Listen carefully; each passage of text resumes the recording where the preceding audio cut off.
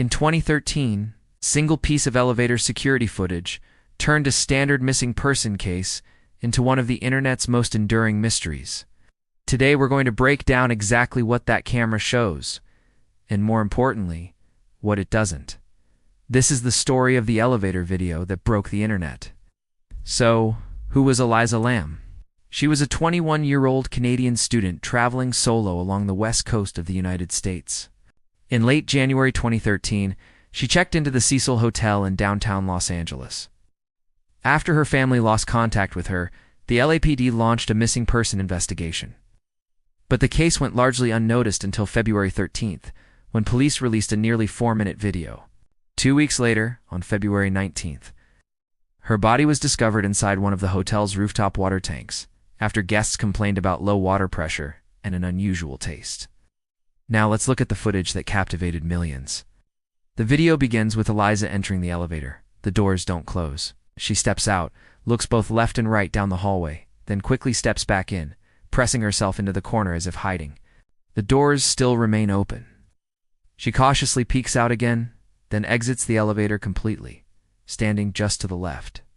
She then steps back into view, re-enters, and pushes a flurry of buttons on the control panel. Again, the doors refuse to close. She steps out one more time, stands by the entrance, and begins making a series of unusual hand gestures. It's almost as if she's talking to someone just out of frame, though no one else is ever seen. After a few moments of this, she walks off to the left and is never seen on camera again. Out 30 seconds later, the elevator doors finally close. Open again, close, open again, and then finally close for good, and appear to function normally. The discovery of her body only deepened the mystery. Following guest complaints, a maintenance worker went to the roof to check the 4 large water tanks. He found Elisa's body in one of them.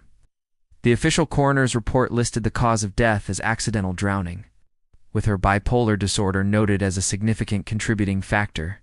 The report stated no evidence of physical trauma or foul play was found, and the toxicology screen showed she had taken her prescribed medications but likely not in the correct dosages or had possibly stopped taking them.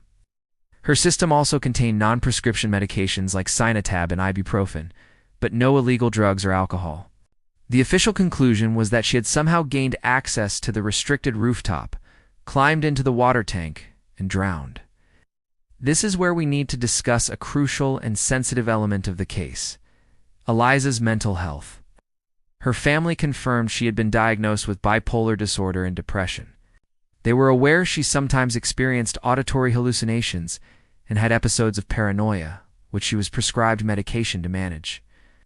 It's important to understand that a severe bipolar episode can dramatically alter a person's perception of reality. The behaviors seen in the elevator video, the apparent hiding, the conversation with an unseen person, the erratic movements are tragically consistent with someone experiencing a severe psychotic break. This isn't speculation. It's a medical reality for some individuals with this condition. Approaching this aspect with empathy is key to understanding the official explanation for what happened. Of course, the internet wasn't satisfied with the official story. The strange video and the bizarre circumstances of her death created a perfect storm for online theories. The most common one is foul play. Proponents argue someone must have been pursuing her, explaining her behavior in the elevator. They point to the difficulty of getting onto the roof and into the heavy water tank alone.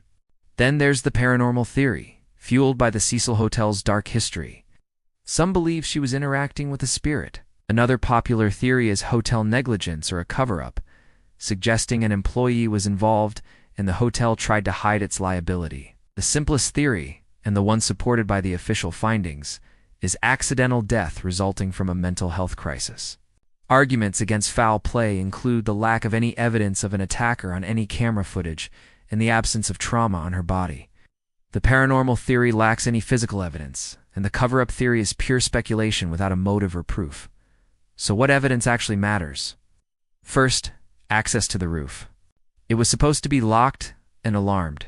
Reports indicate the alarm may not have been working, and hotel staff and residents sometimes used it as a smoking area.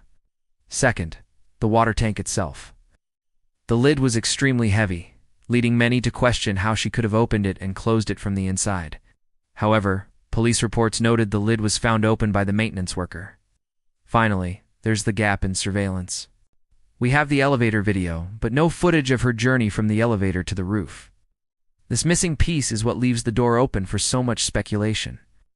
Leads that turned out to be weak include a tuberculosis outbreak test that was coincidentally named Elisa, and a strange connection to the horror film Dark Water, which has a similar plot. These are just eerie coincidences, not evidence. So why, after all these years, do we still not have a definitive, universally accepted answer? Because the primary evidence, the video, is ambiguous without context? We are left trying to interpret the actions of a person who is clearly not in a rational state of mind. This case serves as a powerful lesson in the limitations of armchair detective work. The intense public speculation and the spread of misinformation, while born from a desire for justice, often overshadowed the tragic reality of a young woman's struggle with a serious mental illness. It reminds us how crucial it is to approach these stories with empathy, to respect the findings of official investigations, and to recognize that sometimes the simplest explanation, however tragic, is the most likely one. What do you think really happened that night at the Cecil Hotel?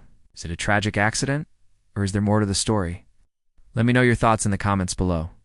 And if you'd like us to do a deep dive on a specific theory in a future video, hit that subscribe button and let us know. Thanks for watching.